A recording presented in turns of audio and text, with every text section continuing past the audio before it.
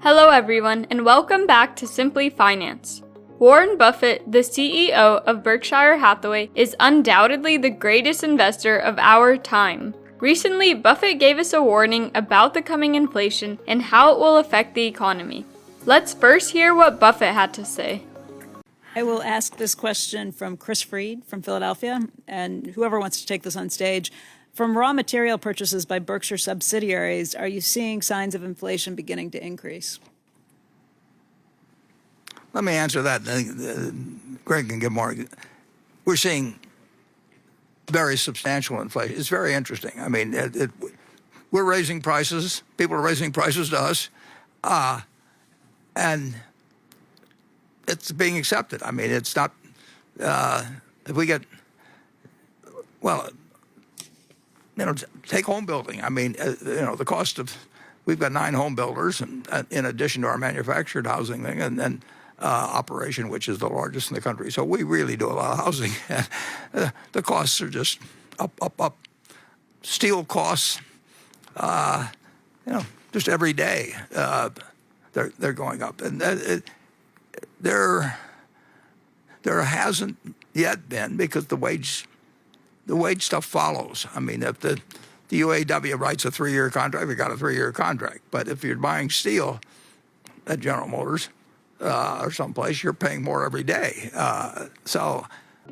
As Buffett mentioned, he was extremely concerned about the insane price rise in raw material needed for houses. Lumber prices have increased almost 100% in less than 1 year. This rise in the price of lumber is forcing some home builders to either slow down construction or stop them altogether, even though demand is at an all-time high.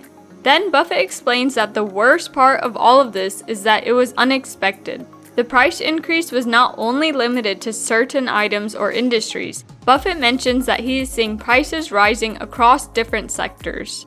Buffett explains that the main reason for price rises is that demand is too high. People have a lot of money saved up either from the stimulus checks or from spending less during the pandemic. Thus, as the economy is opening up, everyone is looking to spend that money, thereby increasing the demand substantially in the economy. As economies around the world open up slowly, this trend will likely continue.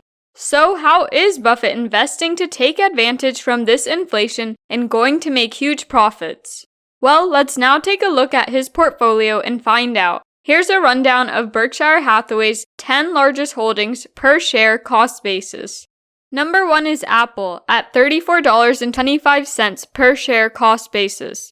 The tech tycoon Apple has been nothing short of a slam dunk investment for Berkshire Hathaway, which owns just over 38% of the company. The Oracle of Omaha's stock is up 253% from its cost base, demonstrating that great firms can continue to be great even if their market values reach trillions of dollars. Apple's 5G initiative should keep iPhone sales ablaze for years to come, while the company's continued push into services should provide more consistent cash flow and even greater operating margins. Moving on to number 2, Bank of America at $14.17 per share cost basis.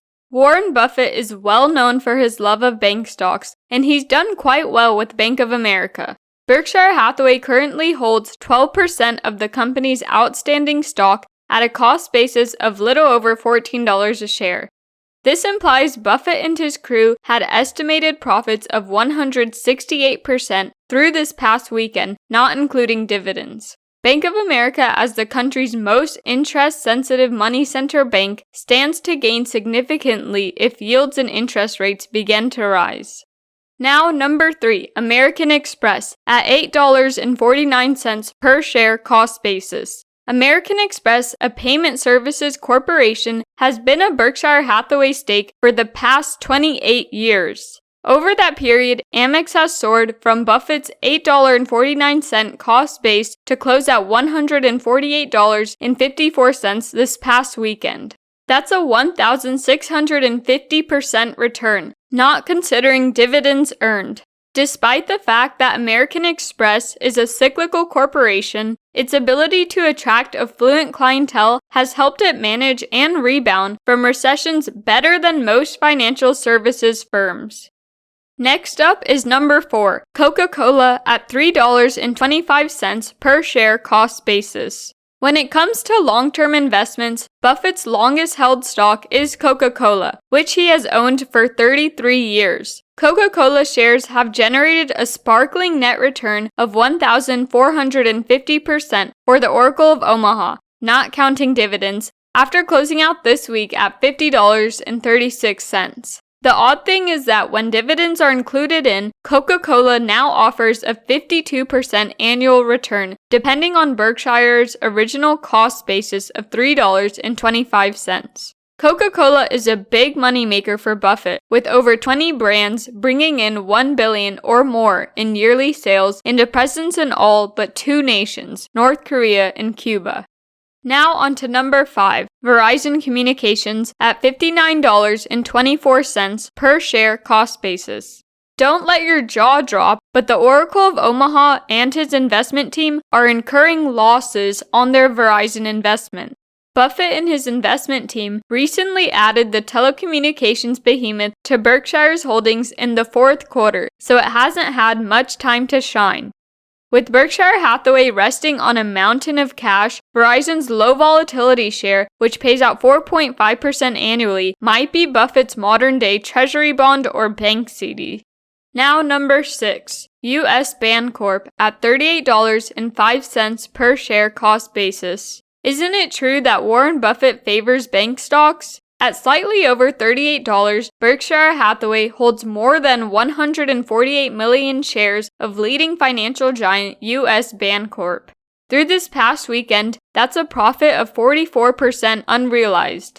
U.S. Bancorp's management team has steered clear of the dangerous derivative investments that have sunk larger money center banks in the past, and it has done a good job of pushing clients to bank online or through its app. Because so many people bank online, the corporation was able to shutter several of its physical locations and save non-interest costs. Number 7 is Moodys at $10.05 per share cost basis. Warren Buffett's stake in Moodys, a credit rating and analytics firm that was split off from Dun & Bradstreet in 2000, may be his most spectacular. The $10.05 cost basis of Berkshire Hathaway is overshadowed by the $291.64 closing price of Moodys this past weekend.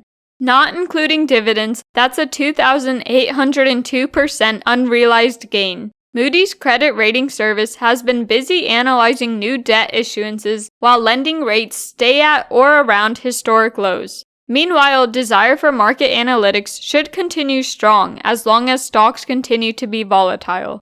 Number 8 is BYD Co. at $1.03 per share cost basis. Your eyes aren't playing tricks on you. Berkshire Hathaway now owns 225 million shares of BYD, a Chinese electric vehicle company, at $1.03 per share, following an initial investment in 2008.